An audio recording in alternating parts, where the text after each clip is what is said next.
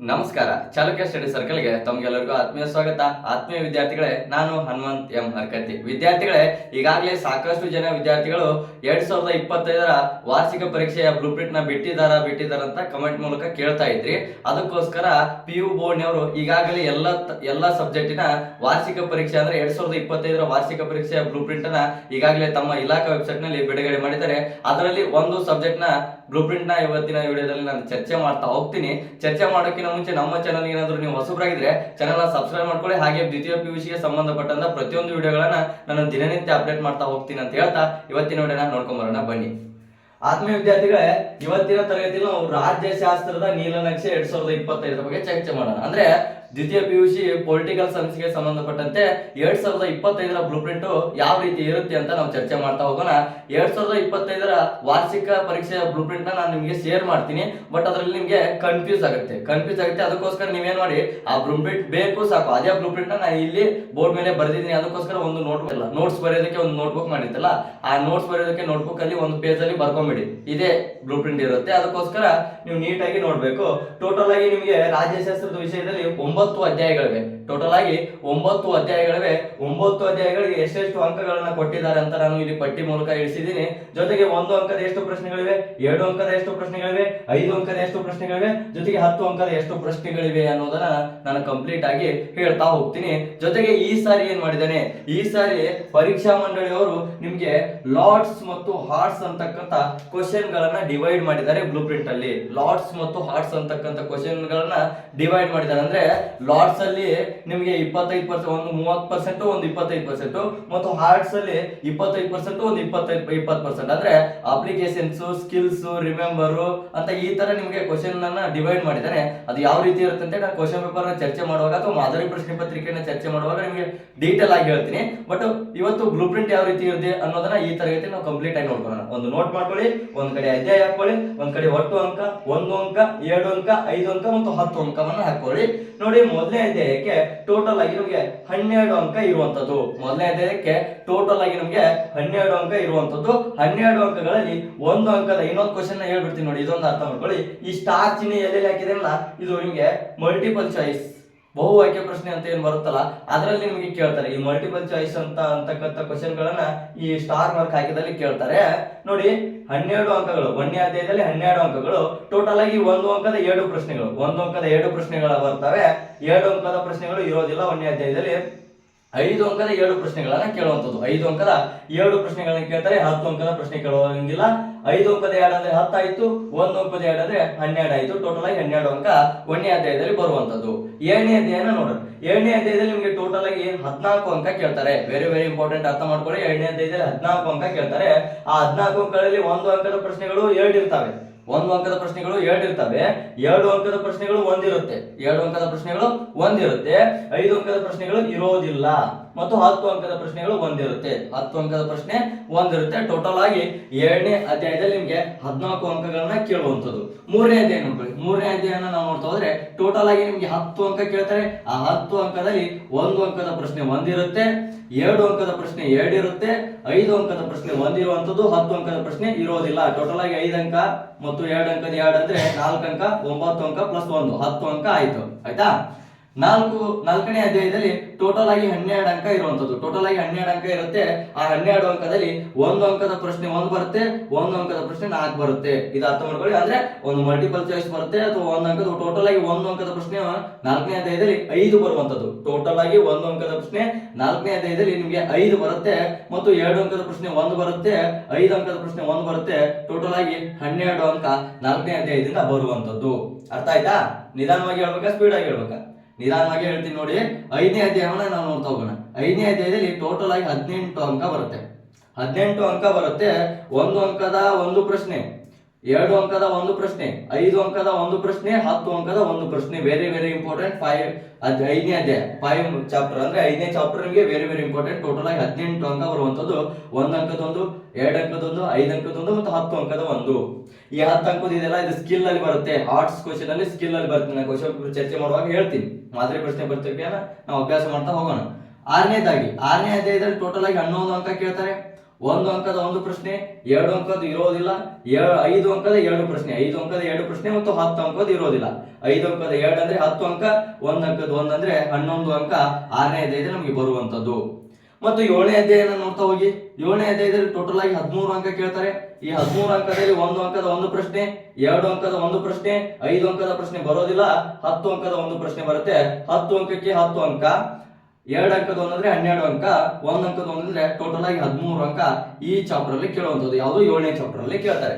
ಅದೇ ರೀತಿ 8ನೇ ಅಧ್ಯಾಯನ ನೋಡ್ತಾ ಹೋಗೋಣ.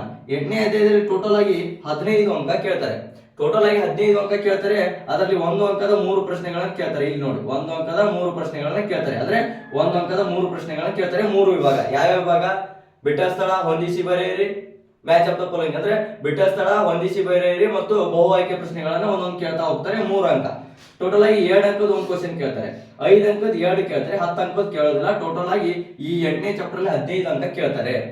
ಅದೇ ರೀತಿ 9ನೇ ಅಧ್ಯಾಯದಲ್ಲಿ ಟೋಟಲ್ ಆಗಿ 16 ಅಂಕ ಕೇಳ್ತಾರೆ. 9ನೇ ಅಧ್ಯಾಯದಲ್ಲಿ 1 ಅಂಕದ 4 ಪ್ರಶ್ನೆಗಳು, 2 ಅಂಕದ 1 ಪ್ರಶ್ನೆ, 5 ಅಂಕದ ಪ್ರಶ್ನೆ ಇರೋದಿಲ್ಲ, 10 ಅಂಕದ 1 ಪ್ರಶ್ನೆ.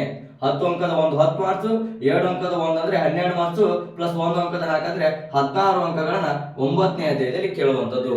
ವಿದ್ಯಾರ್ಥಿಗಳೇ ನೋಡಿ, ಸಿಂಪಲ್ ಆಗಿ ಬ್ಲೂ ಪ್ರಿಂಟ್ ಇರುವಂತದ್ದು 9 ಅಧ್ಯಾಯಗಳು, ಅದಕ್ಕೆ ಒಟ್ಟು ಅಂಕಗಳು ಯಾವ್ಯಾವ ಅಧ್ಯಾಯದಲ್ಲಿ ಎಷ್ಟೆಷ್ಟು ಅಂಕಗಳನ್ನ ಎಷ್ಟೆಷ್ಟು ಕೇಳ್ತಾರೆ ಅನ್ನೋದನ್ನ ಈಸಿಯಾಗಿ ಹಾಕಿದ್ದೀನಿ. ನೀವು ಬ್ಲೂ ಪ್ರಿಂಟ್ ನೋಡಿದ್ರೆ ಸ್ವಲ್ಪ ಕನ್ಫ್ಯೂಸ್ ಆಗ್ಬೋದು, ಬಟ್ ಇದನ್ನ ನೀವು ನೋಟ್ ಮಾಡ್ಕೊಂಡ್ರೆ ನಿಮ್ಗೆ ಈಸಿಯಾಗಿ ಅರ್ಥ ಆಗುತ್ತೆ ಯಾವ್ಯಾವ ಚಾಪ್ಟರ್ಗೆ ಎಷ್ಟೆಷ್ಟು ಅಂಕಗಳು ಬರ್ತಾವೆ ಅಂತ. 2025ರ ಬ್ಲೂ ಪ್ರಿಂಟ್ ಅನ್ನ 3 ಬಿಟ್ಟಿದ್ದಾರೆ. ಪರೀಕ್ಷಾ ಮಂಡಳಿಯವರು 3 blue print, 3 model question paper ನ ಬಿಟ್ಟಿದ್ದಾರೆ ಪ್ರತಿಯೊಂದು ಅಧ್ಯಾಯಕ್ಕೂ. ಅದು ಯಾವ್ಯಾವ ರೀತಿ ಅಧ್ಯಾಯ ಮಾಡ್ಬೇಕಂದ್ರೆ, ನೀವು ಮೊದಲನೇ ಸರಿ ಏನು ಫ್ರೆಶ್ ಆಗಿ ಇದೇ ವರ್ಷ PUC ಹಚ್ಚಿ ಯಾರು ಪರೀಕ್ಷೆನ ಬರಿತಾ ಇದ್ರೆ, ಮೊದಲನೇ ಸರಿ ಪರೀಕ್ಷೆನ ಬರಿತಾ ಇದ್ರೆ ಅವರು ಈ ಬ್ಲೂ ಪ್ರಿಂಟ್ ಪ್ರಕಾರ ನೀವು ಅಧ್ಯಾಯ ಮಾಡ್ಬೇಕಾಗುತ್ತೆ. 2ನೇ ಬ್ಲೂ ಪ್ರಿಂಟ್ ಯಾರಿಗೆ ಅಂದ್ರೆ, ನೆಕ್ಸ್ಟ್ ಅಂದ್ರೆ ಒಂದು ಸಲ ಎಕ್ಸಾಮ್ ಬರೆದು ಫೇಲ್ ಆಗಿ 2ನೇ ಸರಿ 2ನೇ ಅಟೆಂಪ್ಟ್ ಗೆ ಎಕ್ಸಾಮ್ ಬರೆಯೋರಿಗೆ 2ನೇ ಬ್ಲೂ ಪ್ರಿಂಟ್ ಅನ್ವಯ ಆಗುವಂತದ್ದು. 1 ಸಲ ಫೇಲ್ ಆಗಿ 2 ಸಲ ಫೇಲ್ ಆಗಿ 3ನೇ ಸಲ ಎಕ್ಸಾಮ್ ಬರೆಯುವಂತವ್ರಿಗೆ 3ನೇ ಬ್ಲೂ ಪ್ರಿಂಟ್ ಅನ್ವಯ ಆಗುತ್ತೆ. ಅದಕ್ಕೋಸ್ಕರ ನೀವು ಫ್ರೆಶ್ ಆಗಿ ಎಕ್ಸಾಮ್ ಬರಿತಾ ಇದ್ರೆ ನೀವು 2025ರ ಈ ಬ್ಲೂ ಪ್ರಿಂಟ್ ನ ಚರ್ಚೆ ಮಾಡಿ ಅಥವಾ ಈ ಬ್ಲೂ ಪ್ರಿಂಟ್ ಪ್ರಕಾರ ಅಧ್ಯಯನ ಮಾಡಿ ನಿಮ್ಗೆ 100% 80ಕ್ಕೆ 80 ಅಂಕ ಸಿಗುತ್ತೆ. ಜೊತೆಗೆ ಈ ಸರಿ ಏನ್ ಮಾಡಿದಾನೆ, ಲಾಟ್ಸ್ ಮತ್ತು ಹಾರ್ಟ್ಸ್ ಅಂತಕ್ಕಂಥ ಕ್ವಶನ್ ಗಳನ್ನ ಕೇಳಿದ್ದಾನೆ. ಲಾಟ್ಸ್ ಮತ್ತು ಹಾರ್ಟ್ಸ್ ಅಂತಕ್ಕಂಥ ಕ್ವಶನ್ ಗಳನ್ನ ಯಾಕೆ ಕೇಳಿದಾನೆ ಅಂದ್ರೆ, ಇದರಲ್ಲಿ ನಿಮ್ಗೆ ಅನ್ವಯಿಕ ಪ್ರಶ್ನೆಗಳು ಅಂತ ಬರ್ತವೆ, ಸ್ಕಿಲ್ ಗೆ ಸಂಬಂಧಪಟ್ಟಂತ ಪ್ರಶ್ನೆಗಳು ಬರ್ತವೆ. ಅದನ್ನ ನಾನು ಯಾವ ರೀತಿ ಬಿಡಿಸ್ಬೇಕಂದ್ರೆ, ಕೆಲವೊಂದಿಷ್ಟು ಮಾಡಲ್ ಕ್ವಶನ್ ಪೇಪರ್ ನಾನು ನೆಕ್ಸ್ಟ್ ಬಿಡಿಸ್ತೀನಿ, ನೆಕ್ಸ್ಟ್ ತರಗತಿ ಅಥವಾ ನೆಕ್ಸ್ಟ್ ವಿಡಿಯೋದಲ್ಲಿ ನಾನು ಹೇಳ್ತೀನಿ. ಅದರಲ್ಲಿ ಯಾವ ತರ ಕ್ವಶನ್ ಬಂದಿದೆ ಅಂದ್ರೆ, ಹೇಳಿಕೆ ರೂಪದ ಪ್ರಶ್ನೆಗಳು ಬರ್ತವೆ. ಅಂದ್ರೆ ಸ್ಪರ್ಧಾತ್ಮಕ ಪರೀಕ್ಷೆಗೆ ಯಾವ ರೀತಿ ಕೇಳ್ತಾರಲ್ಲ ಆ ರೀತಿ ನಿಮಗೆ ಹೇಳಿಕೆ ರೂಪದ ಪ್ರಶ್ನೆಗಳನ್ನ ಈಗಿಂದಾನೇ ಕೇಳ್ತಾ ಇದ್ದೇನೆ. ಅದಕ್ಕೋಸ್ಕರ ಆ ರೀತಿ ಕ್ವಶನ್ ಪೇಪರ್ ನೀವು ಬಿಡಿಸ್ಬೇಕಂದ್ರೆ ನಿಮ್ಗೆ ಯಾವ್ದಾದ್ರು ಒಂದು ಗೈಡ್ ನ ನೋಡಿ ಅಥವಾ ನೀವು ಪೇರ್ ಬರೀತಿರಲ್ಲ, ಪೇರ್ ಅದನ್ನ ನೋಡಿದ್ರೆ ನಿಮ್ಗೆ ಅರ್ಥ ಆಗಲ್ಲ. ಕರೆಕ್ಟ್ ಆಗಿ ಸಿಲೆಬಸ್ ಇರ್ತಕ್ಕಂಥ ಬುಕ್ ನ ಅಥವಾ ನೀವೇ ಮಾಡ್ತಕ್ಕಂಥ ನೋಟ್ಸ್ ನ ಓದಿದ್ರೆ ಈ ರೀತಿ ಇರ್ತಕ್ಕಂಥ ಕ್ವಶನ್ ಗಳನ್ನ ನೀವು ಈಸಿಯಾಗಿ ಬಿಡಿಸಬಹುದು. ಮತ್ತೆ ಹೆಚ್ಚು ಅಂಕ ಪಡಿಬೇಕನ್ನೋರು ಆ ರೀತಿ ನೀವು ಸಿಲೆಬಸ್ ಬುಕ್ ಅನ್ನೇ ಓದ್ಬೇಕು, ಯಾವುದೇ ಗೈಡ್ ಅನ್ನ ರೆಫರ್ ಮಾಡಬಹುದು. ಅದಕ್ಕೋಸ್ಕರ ನಾನು ಏನ್ ಮಾಡಿದೀನಿ, ಅಸ್ತ್ರ ಅಂತಕ್ಕಂಥದ್ದು, ಅಸ್ತ್ರ ಅಂತಕ್ಕಂಥ ಒಂದು ಕೋರ್ಸ್ ನ ರೆಡಿ ಮಾಡ್ತಾ ಇದ್ದೀನಿ. ಅಸ್ತ್ರ 0.1 ಅಂತಕ್ಕಂಥ ಒಂದು ವಿಶೇಷ ತರಗತಿಯನ್ನ ಪೊಲಿಟಿಕಲ್ ಸೈನ್ಸ್ ಗೆ ಸಂಬಂಧಪಟ್ಟಂತೆ, ದ್ವಿತೀಯ PUC ರಾಜ್ಯಶಾಸ್ತ್ರಕ್ಕೆ ಸಂಬಂಧಪಟ್ಟಂತೆ ಅಸ್ತ್ರ ಅಂತಕ್ಕಂಥ 0.1 ಅಂತಕ್ಕಂಥ ಕೋರ್ಸ್ ನ ರೆಡಿ ಮಾಡ್ತಾ ಇದ್ದೀನಿ. ಆ ಕೋರ್ಸ್ ಅಲ್ಲಿ ನಿಮ್ಗೆ ಏನ್ ಸಿಗುತ್ತೆ ಅಂದ್ರೆ, ನಾನೇ ರೆಡಿ ಮಾಡಿದಂತ ಕೈ ಬರಹದ ನೋಟ್ಸ್ ಸಿಗುತ್ತೆ. ಅಂದ್ರೆ ನಾನೇ ನೋಟ್ಸ್ ನ ರೆಡಿ ಮಾಡಿರ್ತೀನಿ, ಆ ನೋಟ್ಸ್ ನ ನಿಮ್ಗೆ ಕೊಡುವಂತದ್ದು. ಜೊತೆಗೆ ನಿಮ್ಗೆ ಯಾವ ರೀತಿ ಅಂದ್ರೆ 1 ಅಂಕದ ಕ್ವಶನ್ ಗಳು ಯಾವ ರೀತಿ ಓದಬೇಕು, 2 ಅಂಕದ್ದು 5 ಅಂಕದನ್ನ ಯಾವ ರೀತಿ ಕ್ವಶನ್ ಆನ್ಸರ್ ನ ಬರೀಬೇಕು ಅನ್ನೋದನ್ನ ಕಂಪ್ಲೀಟ್ ಆಗಿ ಹೇಳ್ತೀನಿ. ಅದರಲ್ಲಿ 1 ಅಂಕ, 2 ಅಂಕ, 5 ಅಂಕ ಮತ್ತು 10 ಅಂಕ. ಅಂದ್ರೆ 5 ಅಂಕ ಮತ್ತು 10 ಅಂಕಕ್ಕೆ ಉಪಸಂಹಾರ ಪೀಠಿಕೆನ ಎಲ್ಲ ಹಾಕ್ಬೇಕಾಗುತ್ತೆ. ಅದನ್ನ ಯಾವ ರೀತಿ ಬರೀಬೇಕು ಅನ್ನೋದನ್ನ ಕೂಡ ಹೇಳ್ತೀನಿ. ಜೊತೆಗೆ ನಿಮ್ಗೆ ಈ 3 ಬ್ಲೂ ಪ್ರಿಂಟ್ ಅಲ್ಲಿ 1 ಬ್ಲೂ ಪ್ರಿಂಟ್ ಅಲ್ಲಿ ನಾನು ಇವಾಗ ಡಿಸ್ಕಷನ್ ಮಾಡಿದ್ದೀನಿ. 3 ಮಾದರಿ ಪ್ರಶ್ನೆ ಪತ್ರಿಕೆ ಏನಿರುತ್ತಲ್ಲ, 3 ಮಾದರಿ ಪ್ರಶ್ನೆ ಪತ್ರಿಕೆಗಳನ್ನ ನಿಮ್ಗೆ ಚರ್ಚೆ ಮಾಡಿಕೊಡ್ತೀನಿ. 3 ಮಾದರಿ ಪ್ರಶ್ನೆ ಪತ್ರಿಕೆಗಳನ್ನ ಚರ್ಚೆ ಮಾಡೋದ್ರ ಜೊತೆ ಕಳೆದ ವರ್ಷದಲ್ಲಿ ಅಂದ್ರೆ 2023 2022ರಲ್ಲಿ ಯಾರ್ಯಾರು 100ಕ್ಕೆ 100 ಅಂದ್ರೆ 80ಕ್ಕೆ 80 ಅಂಕ ಯಾರ್ಯಾರು ಪಡೆದಿದಾರಲ್ಲ ಅವರ ಕ್ವಶನ್ ಪೇಪರ್ ಗಳನ್ನ ನಾನು ಚರ್ಚೆ ಮಾಡ್ತೀನಿ ನಿಮ್ಮೊಂದಿಗೆ. ಹೌದಾ, ಟೋಟಲ್ ಆಗಿ ಮತ್ತೆ ನಿಮ್ಗೆ 80ಕ್ಕೆ 80 ಅಂಕ ಯಾವ ರೀತಿ ಪಡಿಬೇಕು ಅನ್ನೋದನ್ನ ನಾನು ಈಸಿಯಾಗಿ ಹೇಳ್ಕೊಡ್ತೀನಿ. ಆ ಕೋರ್ಸ್ಗೆ ಏನಾದ್ರು ನೀವು ಜಾಯ್ನ್ ಆಗ್ಬೇಕಂದ್ರೆ, ಅಸ್ತ್ರ 0.1 ಅಂತಕ್ಕಂಥ ಒಂದು ಕೋರ್ಸ್ಗೆ ಜಾಯ್ನ್ ಆಗ್ಬೇಕಂದ್ರೆ ಕೇವಲ 99 ರೂಪಾಯಿ ಇರುತ್ತೆ. ಕೇವಲ 99 ರೂಪಾಯಿಯಲ್ಲಿ ನಿಮ್ಗೆ 2025 ವಾರ್ಷಿಕ ಪರೀಕ್ಷೆ ಮುಗಿಯುವವರೆಗೂ ನಿಮ್ಗೆ ಅಸ್ತ್ರ ಕೋರ್ಸ್ ನಿಮ್ಮೊಂದಿಗೆ ಇರುತ್ತೆ.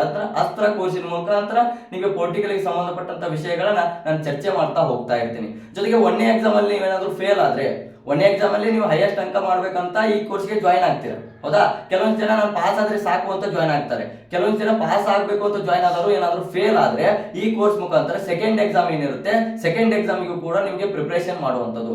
ಅಕಸ್ಮಾತ್ ನೀವು ಸೆಕೆಂಡ್ ಎಕ್ಸಾಮ್ ಅಲ್ಲಿ ಫೇಲ್ ಆದ್ರೆ ಥರ್ಡ್ ಎಕ್ಸಾಮಿಗೂ ಕೂಡ ಪ್ರಿಪರೇಷನ್ ಮಾಡುವಂತದ್ದು. ಆದ್ರೆ ಈ ಕೋರ್ಸಿನ ಉದ್ದೇಶ 80ಕ್ಕೆ 80 ಅಂಕ ಪಡೆಯುವಂತ ವಿದ್ಯಾರ್ಥಿಗಳಿಗೆ ಪ್ರೋತ್ಸಾಹ ಮಾಡುವಂತದ್ದು, ಜೊತೆಗೆ ಹೆಚ್ಚು ಹೆಚ್ಚು ಅಂಕ ಅಂದ್ರೆ 80ಕ್ಕೆ 80 ಆಗ್ಲಿಲ್ಲ ಅಂದ್ರೆ 79, 78ರವರೆಗೂ ನೀವು ಅಂಕಗಳನ್ನ ಪಡೆಯೋದಕ್ಕೆ ಈ ಅಸ್ತ್ರ 0.1 ಅಂತಕ್ಕಂಥ ಕೋರ್ಸಿನ ಮುಖಾಂತರ ನಾನು ಸಪೋರ್ಟ್ ಮಾಡ್ತೀನಿ ಅಂತ ಹೇಳ್ತಾ, ನೀವೇನಾದ್ರೂ ಆ ಕೋರ್ಸ್ಗೆ ಜಾಯಿನ್ ಆಗ್ಬೇಕಂದ್ರೆ ಡಿಸ್ಕ್ರಿಪ್ಷನ್ ಅಲ್ಲಿ ಅಥವಾ ಕೆಳಗಡೆ ಒಂದು ನಂಬರ್ ಹೋಗ್ತಾ ಇದೆ ನೋಡಿ, ಕೆಳಗಡೆ ಒಂದು ನಂಬರ್ ಹೋಗ್ತಾ ಇದೆ, ಆ ನಂಬರ್ಗೆ ನೀವು ಮೆಸೇಜ್ ಮಾಡಬೇಕು. ವಾಟ್ಸಪ್ ಅಲ್ಲಿ ಮೆಸೇಜ್ ಮಾಡಿ ಅಸ್ತ್ರ 0.1 ಅಂತ ಮೆಸೇಜ್ ಮಾಡಿದ್ರೆ ನೀವು 99 ರೂಪಾಯಿನ ಪೇ ಮಾಡಬೇಕಾಗುತ್ತೆ. ಆ ಮುಖಾಂತರ ನೀವು ಅಸ್ತ್ರ 0.1 ಕೋರ್ಸ್ಗೆ ನೀವು ಜಾಯಿನ್ ಆಗ್ಬೋದು ಅಂತ ಹೇಳ್ತಾ, ನೆಕ್ಸ್ಟ್ ವಿಡಿಯೋದಲ್ಲಿ ಈ ಪೊಲಿಟಿಕಲ್ ಸೈನ್ಸ್ ನ ಮಾದರಿ ಕ್ವಶನ್ ಪೇಪರ್ ನ ಮಾದರಿ ಪ್ರಶ್ನೆ ಪತ್ರಿಕೆಯನ್ನು ಚರ್ಚೆ ಮಾಡೋಣ ಅಂತ ಹೇಳ್ತಾ, ಇವತ್ತಿನ ವಿಡಿಯೋ ನಿಮಗೆ ಯೂಸ್ ಆಗಿದೆ ಅನ್ಕೋತೀನಿ. ಮತ್ತೊಂದು ವಿಡಿಯೋದಲ್ಲಿ ಸಿಗೋಣ. ಧನ್ಯವಾದಗಳು. ಜೊತೆಗೆ ಇನ್ನೊಂದು ವಿಶೇಷ ಮಾಹಿತಿ ಏನಂದ್ರೆ, ನೀವೇನಾದ್ರೂ ಅರ್ಥ ಆಗ್ಲಿಲ್ಲ ಅಥವಾ ನಾನು ಹೆಚ್ಚು ಹೆಚ್ಚು ಅಂಕ ಗಳಿಸಬೇಕು ಅಥವಾ ನಾನು ಏನಾದ್ರು ಈ ಪೊಲಿಟಿಕಲ್ ಸೈನ್ಸ್ ಅಲ್ಲಿ ಜಾಸ್ತಿ ಸ್ಕೋರ್ ಅನ್ನ ಮಾಡ್ಬೇಕು ಅನ್ನೋರು ಮಾತ್ರ ಈ ಕೋರ್ಸ್ಗೆ ನೀವು ಜಾಯಿನ್ ಆಗ್ಬೋದು. ಅದಕ್ಕೂ ನೀವು ಜಾಯಿನ್ ಆಗ್ಲೇಬೇಕಂತ ಯಾವುದೇ ಒತ್ತಾಯ ಇರೋದಿಲ್ಲ. ನಿಮ್ಗೆ ಇಂಟ್ರೆಸ್ಟ್ ಇದ್ರೆ ಮಾತ್ರ 99 ರೂಪಾಯಿನ ಕೊಟ್ಟು ನೀವು ಜಾಯಿನ್ ಆಗ್ಬೋದು, ಇಲ್ಲಾಂದ್ರೆ ಪರವಾಗಿಲ್ಲ. ಇದು ಇಂಪಾರ್ಟೆಂಟ್ ಆಗಿರುತ್ತೆ, ಇದನ್ನ ನೀವು ಜಾಯಿನ್ ಆಗಿ ಬಿಡಿ. ಇದರ ಪ್ರಕಾರ ನೀವು ಅಧ್ಯಯನ ಮಾಡಬೇಕಾಗುತ್ತೆ. ಈ ವಿಡಿಯೋ ನಿಮ್ಗೆ ಯೂಸ್ ಆಗಿದೆ ಅನ್ಕೊಂತೀನಿ. ಮತ್ತೊಂದು ವಿಡಿಯೋದಲ್ಲಿ ಸಿಗೋಣ. ಧನ್ಯವಾದಗಳು.